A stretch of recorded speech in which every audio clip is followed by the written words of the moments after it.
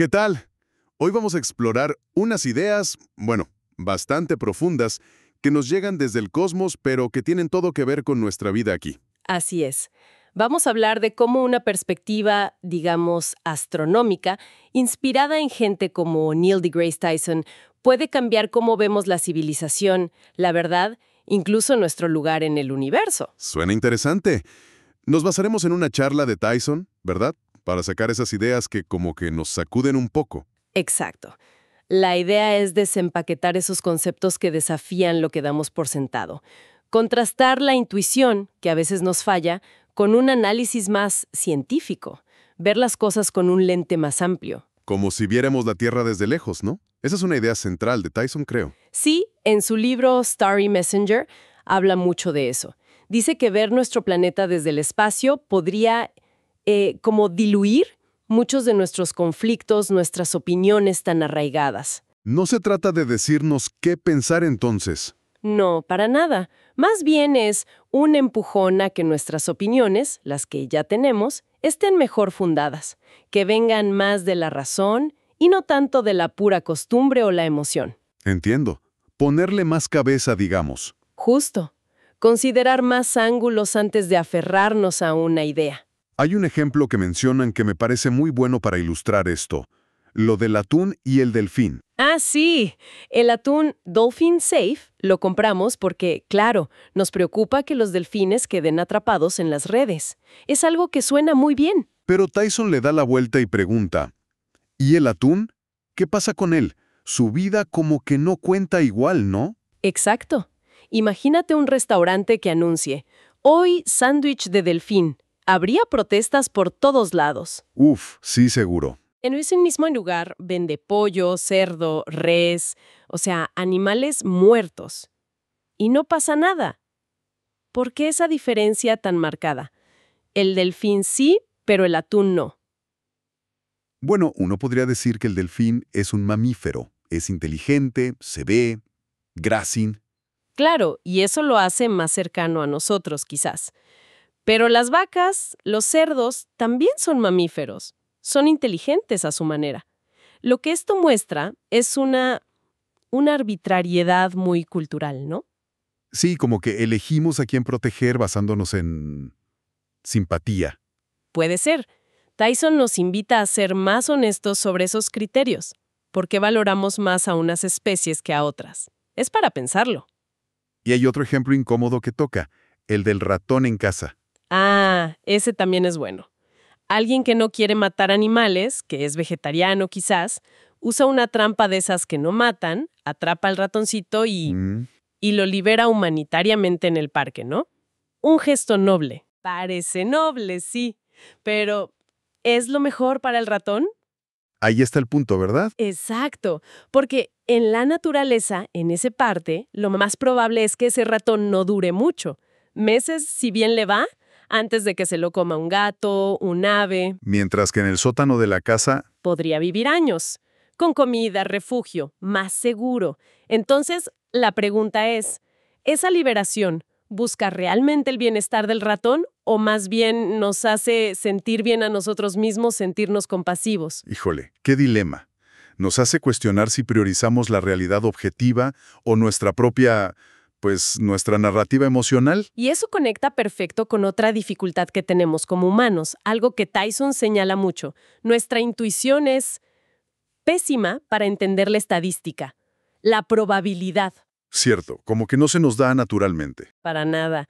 Es súper fácil caer en lo que llaman la falacia del jugador, ¿no? Estás en Las Vegas, en la ruleta, y piensas, el 7 no ha salido en mucho tiempo, ya le toca. Jaja, sí, o lanzar los dados con más fuerza si quieres un número alto. Exacto. Ignorando por completo que cada giro, cada lanzamiento, es independiente del anterior. El dado no tiene memoria. Y claro, los casinos, pues felices con eso, viven de esa falla en nuestra intuición. Totalmente. Hay una anécdota buenísima sobre eso. Creo que fue la Sociedad Americana de Física, que tuvo una conferencia en Las Vegas. ¿En serio? Físicos en Las Vegas. Sí, como 4,000 físicos. Gente que sí entiende de probabilidad y estadística. Pues, ¿qué crees que pasó esa semana en los casinos? Me imagino que no les fue muy bien a los casinos. En su historia. porque los físicos no caen en esas trampas intuitivas. Saben cómo funcionan las probabilidades. Vaya, eso lo demuestra clarísimo. ¿Qué vulnerables somos a eso? Mucho. Y tiene sentido si lo piensas históricamente. La probabilidad, la estadística como ramas formales de las matemáticas son relativamente recientes, vinieron después del cálculo. O sea, no es algo que tengamos cableado de fábrica. Exacto. Tyson incluso menciona un artículo científico, creo que del siglo XVIII, donde alguien descubría lo útil que era promediar números. Algo que hoy nos parece obvio. Tuvo que descubrirse formalmente. ¡Wow! Sí, muestra lo poco intuitivo que es todo ese campo para nosotros. Y esta desconexión entre la intuición y la realidad, o la ciencia, se ve también en cómo hemos buscado culpables a lo largo de la historia, ¿no? Cuando algo malo pasaba y no entendíamos por qué. Totalmente. Piensa en la epilepsia. Hace siglos, una convulsión, pues se veía como una posesión demoníaca. Claro, la explicación más a la mano, supongo. Se llamaba al sacerdote, hacía sus rezos, sus rituales, y la persona eventualmente se recuperaba, porque las convulsiones tienen una duración. Pero la gente no conectaba la duración natural. No. La conclusión era, el sacerdote expulsó al demonio. La correlación se tomaba por causalidad. Otro ejemplo interesante es el de la higiene en el Islam durante las grandes plagas en Europa. Cierto. Las abluciones, el lavarse varias veces al día como parte de su práctica religiosa, sin saberlo, los protegía mucho de enfermedades que se transmitían por contacto. Entonces, en medio de una plaga donde todos caían enfermos, Ellos se enfermaban menos. Y desde fuera, la gente que no entendía de gérmenes ni de higiene podía pensar, bueno, cualquier cosa, que tenían poderes mágicos o peor, que ellos estaban causando la plaga. la falta de explicación científica lleva a buscar culpables, o magia. Siempre. Y eso nos lleva al ejemplo de las brujas y los gatos durante la peste negra. A ver, ¿cómo va esa conexión? Bueno, sabemos que la plaga la transmitían las pulgas, que vivían en las ratas. Los gatos, ¿qué hacen? Cazan ratas. Lógico. Menos ratas, menos pulgas. Exacto. Entonces, las mujeres que tenían gatos en casa, que ya de por sí a veces eran vistas con sospecha, las solteronas, las que sabían de hierbas, pues tenían menos ratas cerca, menos pulgas, y se enfermaban menos. Qué ironía. ¿Y eso en lugar de entenderse como algo lógico? Reforzaba la sospecha. Mira, no se enferma, debe ser bruja, seguro tiene un pacto. Una vez más, la falta de entendimiento científico lleva a conclusiones erróneas y peligrosas. El juego de culpas. Todo esto nos lleva a un punto clave que maneja Tyson, la diferencia entre tipos de verdad.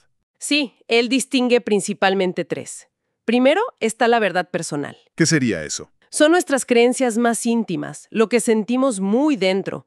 Puede ser la fe religiosa, una filosofía de vida, incluso gustos muy arraigados como mi equipo de fútbol es el mejor o Beyoncé es mi reina. Ok, cosas que son verdad para mí. Exacto. Son fundamentales para nuestra identidad y en una sociedad libre, pues se deben proteger. Nadie te puede obligar a no creer en tu Dios o a que te guste otro equipo. El problema viene cuando intentamos que nuestra verdad personal sea la de todos, ¿no? Ahí está el detalle, porque por definición no son universales. Querer imponerlas es receta para el conflicto, para las guerras incluso. Bien. ¿Cuál es el segundo tipo? La verdad política. Este es interesante. Es aquello que se acepta como verdad simplemente porque se repite mucho, mucho, mucho. Ah, como la propaganda. Exactamente. Explota una tendencia que parece que tenemos, evolutiva quizá, a confiar en lo que nos resulta familiar. Si oyes algo 100 veces, tu cerebro como que empieza a aceptarlo como real, aunque no lo sea. Y hoy en día con redes sociales, noticias falsas, eso es peligrosísimo. Se puede manipular muy fácil. Muchísimo. Es como un secuestro de esa tendencia natural nuestra. Vale. ¿Y la tercera verdad? Es la verdad objetiva. Esta es la que establece la ciencia. Se basa en observación, en experimentación, en resultados que cualquiera puede verificar si sigue el método. Eso es verdad, creas en ella o no, digamos. Justo. La ley de la gravedad funciona igual si crees en ella o si no. Tyson pone el ejemplo del cambio climático. Dice, esto es una verdad objetiva basada en mediciones, en datos. No es cuestión de si yo creo o no en el cambio climático basándome en si hizo frío ayer en mi ciudad.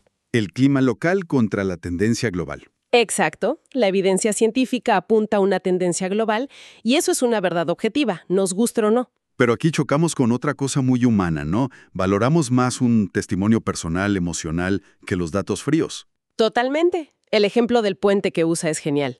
Imagina que 97 ingenieros revisan un puente y dicen, es inseguro, no crucen.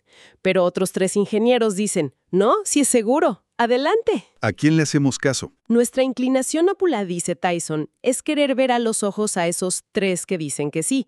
Queremos sentir su confianza, su convicción. Nos conecta más lo humano. Y dejamos de lado los cálculos de estrés, de materiales, de los otros 97, que no tienen ojos, pero tienen datos. Exacto. Esos cálculos son fríos, impersonales, pero se basan en la física, en la matemática. Resistir esa conexión humana y confiar en los datos es difícil. Requiere entrenamiento. Como cuando vas a comprar, no sé, una aspiradora. Sí, lees Consumer Reports o alguna revista similar y dicen, este modelo es el mejor, basado en pruebas, durabilidad, etc. Datos objetivos. Pero llegas a la tienda y justo ahí hay un cliente furioso echando pestes de ese mismo modelo. Es una porquería, se me descompuso al mes. ¿A quién le crees más? Probablemente a la anécdota emocional del señor en la tienda, aunque contradiga el análisis de cientos de casos. Es un sesgo muy fuerte. Muy fuerte. Por eso la ciencia, dice Tyson, no es solo un montón de conocimientos. Es un método, es un entrenamiento para no autoengañarnos. Una forma de interrogar a la naturaleza tratando activamente de superar nuestros propios sesgos, nuestras emociones. Requiere disciplina. Aceptar que lo que sentimos como verdad no siempre es lo que la evidencia nos muestra. El método científico es, en esencia, haz lo que tengas que hacer para no engañarte a ti mismo creyendo que algo es verdad cuando no lo es. Aplicando esta lente más analítica a la vida. Me llamó la atención, aunque suena muy de físico, la analogía del volumen del amor para elegir pareja. Sí, es muy de él, ¿verdad? Pero es una forma interesante de plantearlo, aunque sea cuantitativa. A ver, ¿cómo funciona? Imagina que defines las dimensiones que son importantes para ti en una pareja. No sé, atractivo físico, compatibilidad sexual, sentido del humor, bondad, inteligencia, intereses comunes, quizás hasta estabilidad económica. Cada una es un eje, como X, Y, Z en matemáticas. Ok, como coordenadas. Exacto. Luego calificas a la persona en cada una de esas dimensiones, digamos de 0 a 10. Y para obtener el volumen de la relación, multiplicas todas esas calificaciones. Ah, multiplicas, no sumas. Esa es la clave. Es una multiplicación. Si una dimensión que para ti es fundamental, por ejemplo, la bondad, tiene un 0, el volumen total se va a 0. Todo. No importa qué tan alto esté en lo demás. Exacto. Anula todo lo demás. Entonces la idea es buscar relaciones que tengan un volumen inicial alto, porque eso te da más resiliencia. La gente cambia, las circunstancias cambian, pero si partes de un volumen alto, la relación tiene más aguante. Te obliga a ser muy honesto contigo mismo sobre qué dimensiones realmente te importan, más allá de lo políticamente correcto. Claro, tienes que definir tus propios ejes y ser brutalmente honesto al calificar.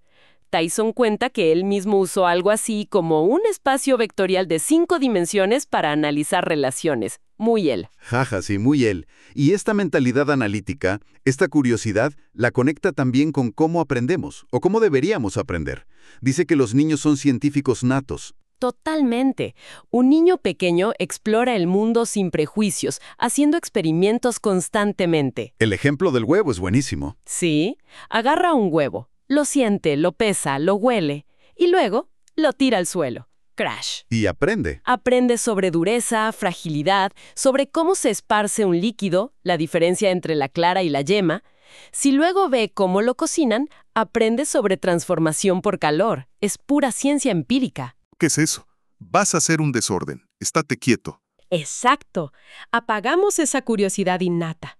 Un científico, dice Tyson, es básicamente un adulto que logró conservar esa curiosidad de niño y critica un poco el sistema educativo. que a veces se enfoca demasiado en memorizar datos, ¿no? En lugar de fomentar esa exploración, ese hacer preguntas. Sí, en lugar de preparar para un aprendizaje que dure toda la vida. La idea de que la gente celebre el último día de clases como si fuera una liberación del aprendizaje es un poco triste si lo piensas. Deberíamos salir de la escuela con más ganas de aprender, con más preguntas. Con la llama de la curiosidad bien encendida. Ese debería ser el objetivo principal. Y conecta esto también con nuestra tendencia a buscar atajos, soluciones fáciles. Como Ponce de León buscando la fuente de la juventud. Queremos la píldora mágica, el superalimento que lo cura todo. Hoy sería el kale o el yogurt, dice él, en lugar de aceptar que las cosas importantes como la salud o el conocimiento requieren esfuerzo constante. No hay atajos reales. Generalmente no. Y esa curiosidad rigurosa, ese esfuerzo, es lo que impulsa la ciencia de verdad, como los descubrimientos del LIGO. El Observatorio de Ondas Gravitacionales. Es fascinante, pero ¿cómo funciona? Más o menos. De forma muy simplificada. Imagina dos túneles larguísimos de kilómetros, puestos en forma de L. Se dispara un rayo láser por cada túnel, rebota en un espejo al final y regresa. Ok, hasta ahí va bien. Ahora, si una onda gravitacional, que es como una ondulación en el tejido del espacio-tiempo, causada por eventos cósmicos superviolentos como dos agujeros negros chocando a millones de años luz. Si esa onda pasa por la Tierra, ve infinitesimalmente más largo o más corto que el otro, por una fracción de segundo. ¿Y eso se puede medir? Sí. Esa diferencia mínima, más pequeña que el tamaño de un protón, hace que los rayos láser, al regresar y combinarse, ya no lo hagan perfectamente. Crean un patrón de interferencia que se puede detectar. Es una locura de precisión técnica. Impresionante. Y confirma las predicciones de Einstein de hace un siglo. Exacto. Y el tener dos detectores, uno en Washington y otro en Luisiana, es crucial. Si ambos detectan la misma señal casi al mismo tiempo, saben que es algo real, cósmico, y no una vibración local o un error. O una broma, como dice él. O una broma, sí. Y esto subraya el valor de la ciencia básica, la que se hace por pura curiosidad, sin pensar en aplicaciones inmediatas. Como el trabajo de Einstein sobre la emisión estimulada de radiación. Justo. Él lo desarrolló como parte de su teoría cuántica, por pura curiosidad intelectual. Décadas después, otros científicos usaron ese principio para inventar el láser. Y hoy el láser está en todo. Lectores de códigos de barras, cirugía, comunicaciones. Exacto. Nunca sabes a dónde te puede llevar la ciencia fundamental. Por eso es tan importante apoyarla, aunque no se vea la utilidad práctica al principio. Hablando de futuro y tecnología, ¿qué opina Tyson de la criónica? Eso de congelar cuerpos para revivirlos después. Es bastante escéptico, la verdad. Cree que es mucho más probable que primero descubramos cómo detener o incluso revertir el proceso de envejecimiento a nivel celular. Antes que averiguar cómo descongelar un cuerpo entero, con todo el daño que causa el hielo en las células, y que funcione de nuevo. Exacto. Lo ve tecnológicamente mucho más complicado, casi inviable con lo que sabemos. ¿Y sobre nuestra propia mortalidad? Tiene una idea interesante, ¿no? Que quizás es buena. Sí, sugiere que saber que vamos a morir, que nuestro tiempo es limitado, es quizá nuestra mayor motivación. Para hacer cosas. Para ser productivos, para crear, para amar, para buscarle un sentido a la vida. Si fuéramos inmortales, ¿tendríamos esa misma urgencia? Quizá no, quizá nos la pasaríamos posponiendo todo. Es un punto de vista. Diferente. Le da un valor a nuestra finitud. Sí, y finalmente nos lleva a reflexionar sobre cómo el universo en realidad opera en espectros continuos, no en las cajitas binarias que a nuestra mente tanto le gustan. ¿A qué se refiere con eso? Piensa en la luz. Vemos el arco iris y decimos 7 colores. Pero la luz visible es un espectro continuo de longitudes de onda. No hay líneas divisorias nítidas entre el rojo y el naranja, o el verde y el azul. Nosotros ponemos las etiquetas. Exacto. O los huracanes. Los clasificamos en 5 categorías, pero la fuerza del viento es un continuo. Es una escala que nosotros imponemos por pereza mental, comodidad. Para simplificar, supongo. Sí, y argumenta que lo mismo pasa con muchas cosas humanas, incluyendo la identidad de género y la expresión sexual. No son solo 2 cajas, hombre-mujer, gay-hetero. Sino que existen en un espectro, con muchas variaciones intermedias. Exacto. pero nuestro cerebro batalla con los espectros. Tiende a querer forzar todo en dos categorías opuestas: bueno-malo, amigo-enemigo, conmigo contra mí. Y menciona el caso histórico de Juana de Arco. Sí, que una de las acusaciones principales por las que la quemaron fue por usar ropa de hombre, por travestismo, citando pasajes bíblicos muy específicos. Refleja esa dificultad histórica para aceptar cualquier cosa que se salga de esas normas binarias estrictas de género. Totalmente. Y conecta esa resistencia a aceptar los espectros, sobre todo en identidad y expresión, con intentos de controlar la libertad personal, lo cual choca directamente con los ideales de una sociedad libre, que se supone defiende el derecho de cada quien a buscar su felicidad a su manera.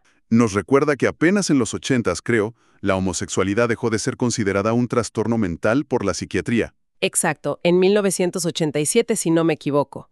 Ha sido una lucha larga contra esa mentalidad binaria. Y aunque menciona que en el reino animal hay una diversidad sexual enorme, documentada en libros como Evolution's Rainbow. Es muy claro en decir, ojo, no debemos basar nuestra moralidad o nuestras normas sociales en lo que hacen las focas o los bonobos. Somos humanos, tenemos nuestra propia ética, nuestro propio contexto social. No justificar conductas humanas diciendo los animales también lo hacen. Para nada. Es un argumento falaz. Pero sí sirve para mostrar que la norma binaria no es tan universal en la naturaleza como a veces se piensa. También reflexiona sobre la tradición. Le ve un valor, ¿no? Sí, reconoce que las tradiciones, los rituales compartidos, como la Cena de Acción de Gracias o el Seder de Pesaj, pueden ser fuerzas muy poderosas para unir a las familias, a las comunidades. Dan cohesión, sentido de pertenencia. Pero también ve un peligro. Y para cerrar toda esta reflexión, nos deja con una perspectiva matemática sobre el valor de cada vida humana que es, bueno, a mí me dejó pensando mucho. Es sobrecogedora. ¿Cómo es eso? Pone los números sobre la mesa. Se estima que han existido, en toda la historia, unos 100.000 millones de seres humanos. Más o menos. Ok, es un número grande pero manejable. Sí, pero luego compara eso con el número de combinaciones genéticas posibles que podrían crear un ser humano único. Y ese número es astronómico. Son millones de trillones. Es inimaginablemente grande. ¿O sea qué? O sea que la inmensa mayoría de los seres humanos genéticamente posibles nunca han existido y nunca existirán. El simple hecho de que tú y yo estemos aquí, vivos, es un evento de una improbabilidad estadística casi inconcebible. Vaya. Pone las cosas en perspectiva. Muchísimo. Cita a Richard Dawkins, que dijo algo como: tenemos el privilegio de morir. La mayoría de la gente potencial nunca nacerá. El simple hecho de estar vivo, de respirar, de poder experimentar el universo, de amar, de aprender, es un regalo estadístico de un valor incalculable. ¡Qué fuerte! Entonces, si tuviéramos que resumir las ideas clave de toda esta exploración, Sería una invitación a adoptar esa perspectiva más amplia, cósmica, para cuestionar nuestras certezas más arraigadas. a diferenciar los tipos de verdad, la personal, la política y la objetiva, y a valorar esta última, la basada en evidencia. A cultivar la curiosidad, el pensamiento crítico, por encima de la pura intuición o la emoción.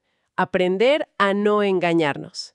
Y finalmente, a reconocer el valor casi milagroso, estadísticamente hablando, de nuestra propia existencia individual. Sí, es como un llamado a usar ese rigor analítico no solo para entender las estrellas, sino para entendernos a nosotros mismos, a nuestra sociedad y buscar una convivencia más racional, más informada. Y para dejarnos pensando, Tyson cierra con una cita muy potente del educador estadounidense Horace Mann, del siglo XIX. Que dice algo así: les suplico, atesoren en sus corazones estas mis palabras de despedida.